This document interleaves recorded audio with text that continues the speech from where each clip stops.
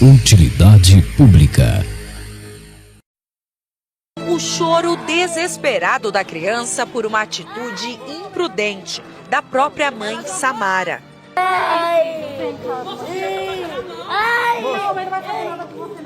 Ela jogou ácido.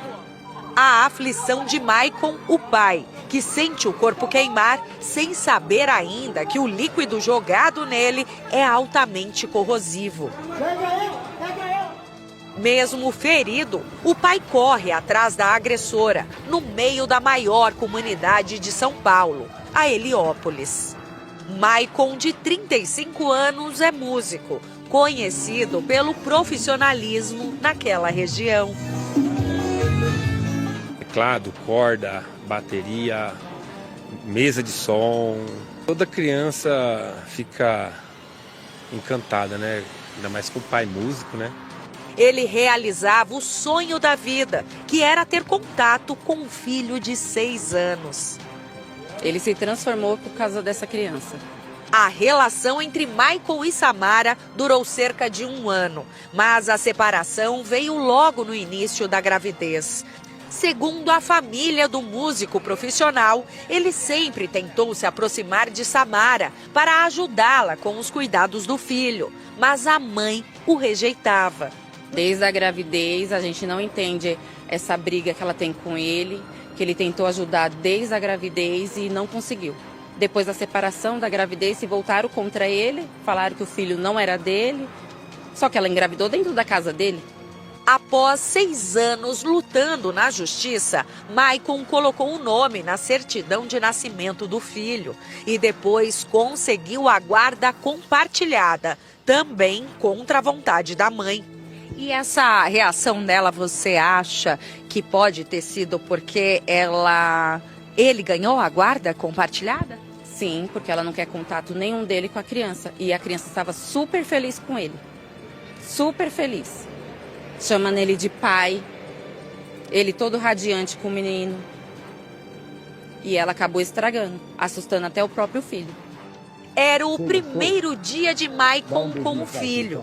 Na casa do pai, o momento mais importante para a família e marcante para a criança, virou um trauma para todos. Ela premeditou, porque ela veio com um produto químico, jogou nele, acertou no próprio filho, que nem na criança ela pensou. Bom, ela praticava alienação parental, né, que é impedir a formação de laços legítimos do pai com o filho, do filho com o pai. Só que pessoas como a Damares Alves quer acabar com a possibilidade de leis como alienação parental existirem. O cara tentou fazer de tudo que estava nas possibilidades dele de se aproximar do filho, de cuidar do filho. Ele lutou para que o nome dele estivesse na certidão de nascimento do menino. Ele lutou para ter a guarda compartilhada do filho. Era o primeiro dia. Ele comprou brinquedinhos. E ela fez tudo isso. E sabe, pra ser sincero, não vai dar em nada. Ela vai alegar surto. Ela vai alegar que ele fez alguma coisa com ela do passado distante, que não tem como provar, mas que ela fez. E ela só estava se defendendo. Mas esse é o retrato dos relacionamentos aqui no Brasil por causa das digníssimas. Ela pode até... O filho pode perder a visão por causa do ácido que foi jogado no rostinho dele.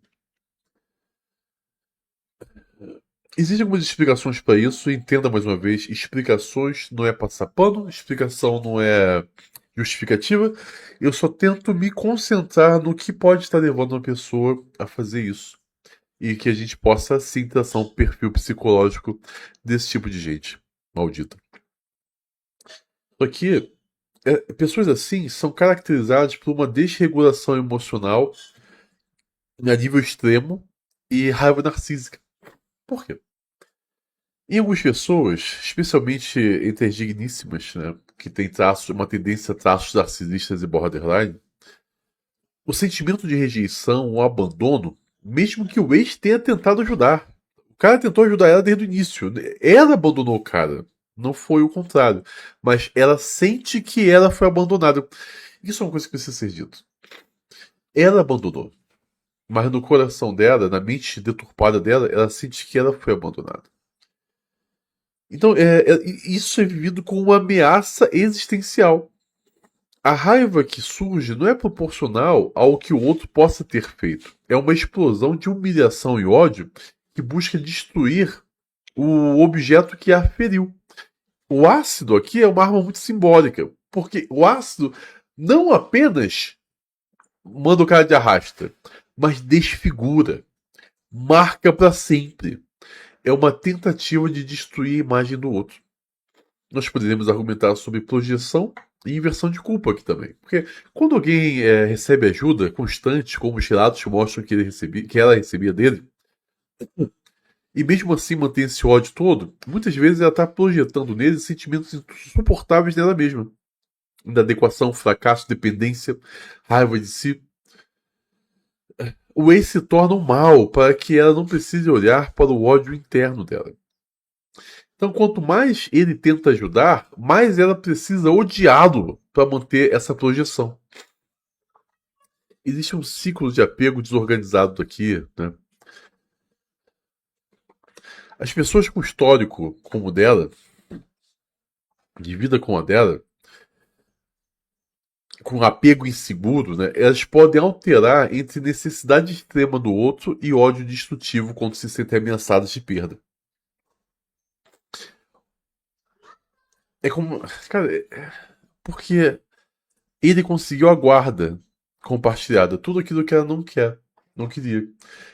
Ela não consegue aceitar que a criança não seja uma posse exclusiva dela.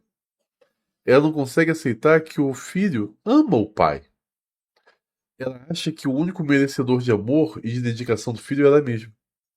O filho é para ela uma extensão de si. E se ela não ama o pai do menino, ela não pode aceitar que esse menino ame o pai também. Então ela precisa destruir o pai para assim acabar com o amor do filho. Isso aqui é psicopatia pura. Porque esses atos dessa gravidade, né? Pô, cara, meu irmão, jogar um negócio no cara e acertar o próprio filho ainda por cima, isso aqui costuma estar associado a transtorno de personalidade borderline, que é uma raiva intensa, uma impulsividade, um medo de abandono. Está associado a transtorno de personalidade narcisista, que é a raiva da ferida narcísica, né? Episódios psicóticos, paranoides, transtorno explosivo intermitente em grau extremo. Mas o que eu preciso deixar muito claro é: nada disso tira a responsabilidade dela. Apenas nos ajuda a entender a intensidade desproporcional desse ódio. Ela simplesmente quer destruir o cara. Quando você olha assim, meu Deus, olha o que ela fez. E a gente acha, meu Deus, que coisa absurda. Cara, isso é comum, cara. Só que as digníssimas não fazem com ácido. Elas fazem com leis na justiça. Eu, voltando com o Uber ontem, né?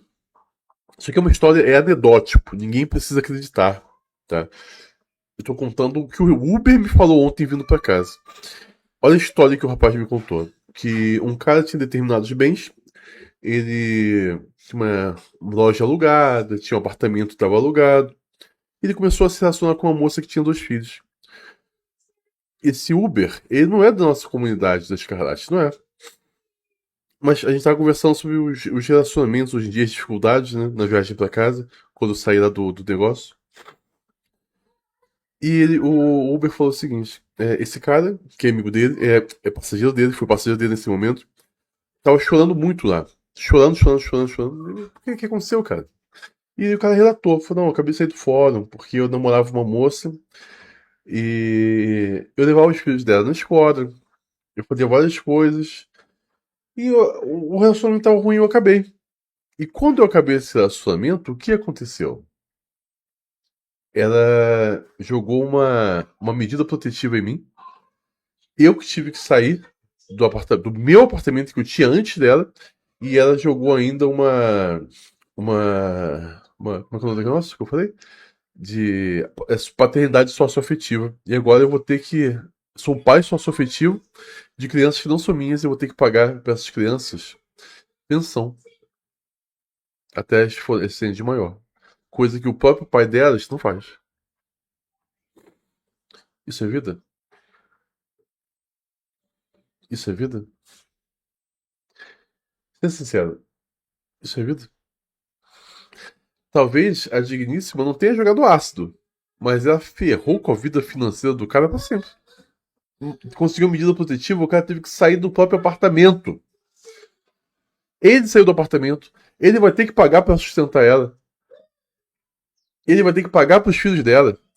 Ela não jogou ácido, mas ela igualmente destruiu a vida de um cara. Isso aqui, a gente se assusta, ai, ácido! Mas a vida dos homens corriqueiramente é totalmente destruída todos os dias. Só que nós não damos atenção. Quando é algo assim, a gente se assusta. Mas por quê?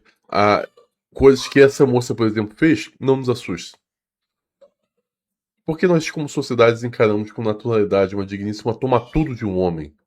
Forçar esse homem a pagar pensão para os filhos dela que não são dele.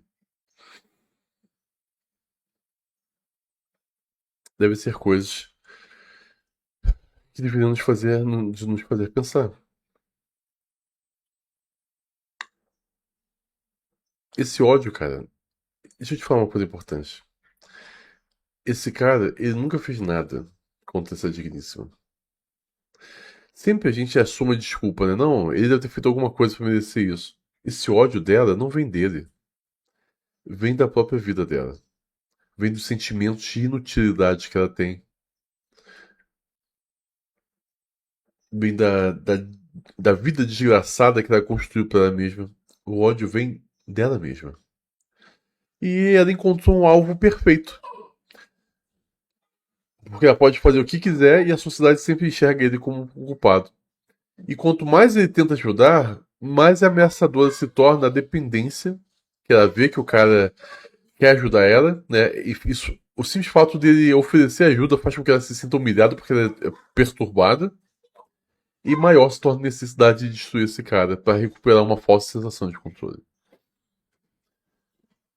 Isso acontece no nosso país.